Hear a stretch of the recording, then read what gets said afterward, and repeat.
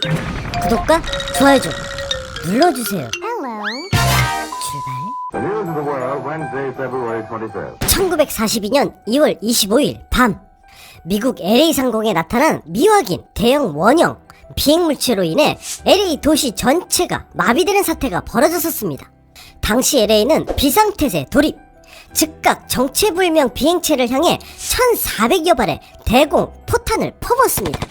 하지만 미확인 비행체는 비웃기라도 하듯이 단 한 발도 맞지 않는 듯 보였습니다. 이내 허공을 가르던 대공포탄은 땅으로 추락했고, 잔해에 맞아 부상당한 시민들이 속출하면서 LA 전체가 아수라장이 되고 말았습니다. 그런데 여기서 놀라운 사실은 그 수많은 대공포 사격에도 거짓말처럼 미확인 물체의 파편 또한 전혀 발견되지 않았습니다.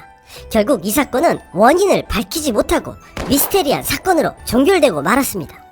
그런데 1976년 10월 14일 청와대 상공에는 정체를 알 수 없는 12개의 미확인 비행체 편대가 출현하자 한국군은 즉시 그 비행편대를 향해 대공사격을 가하기 시작했습니다.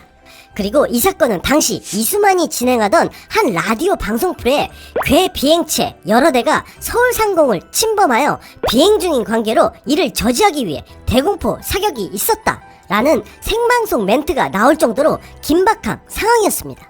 그러나 한국군 역시 청와대 상공에 나타난 UFO를 격추시킬 수 없었습니다.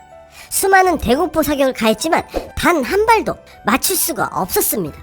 이 때문에 당시 대공포 잔해가 지상으로 그대로 추락했고, 결국 한 명이 숨지고 31명이 부상당하는 일이 벌어져 10월 16일 언론에서 이 일을 크게 보도하기까지 했었습니다.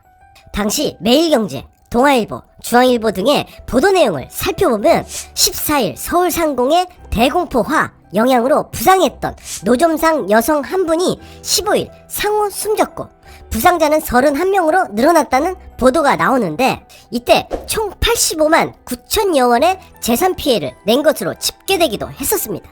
또한 14일 하오 6시 12분 첫 번째 위협 사격 때는 주로 서대문구 응암동, 녹번동, 역천동 일대에 유탄이 떨어져 6시 39분 두 번째 위협 사격 때는 용산구 이태원동, 보강동 일대에 유탄이 떨어져 많은 지역에서 피해를 냈다는 기사 내용이 실리기도 했습니다. 이어 16일 서울시에서 사망자 한 명에게는 조의금 300만원, 장례비 50만원 등 350만원을 지급하고 부상자들에게는 치료비 전액을 부담키로 했다는 후속 내용 보도가 나오기도 했었습니다. 그리고 얼마 뒤 정부는 청와대 상공에 출몰한 UFO 사건이 부담스러웠는지 이를 은폐하기 시작했죠. 또한 라디오에서 여러 대라고 발표되었던 괴 비행체는 어느새 소속 미상의 비행기로 수정되었고, 나중에는 노스웨스트 항공사의 보잉 707 화물 전세기가 잘못된 노선으로 침입하는 바람에 청와대 상공을 지나가게 되었다는 황당한 발표까지 할 정도였습니다. 그래서인지 이런 보도를 100% 믿는 사람은 아무도 없었습니다.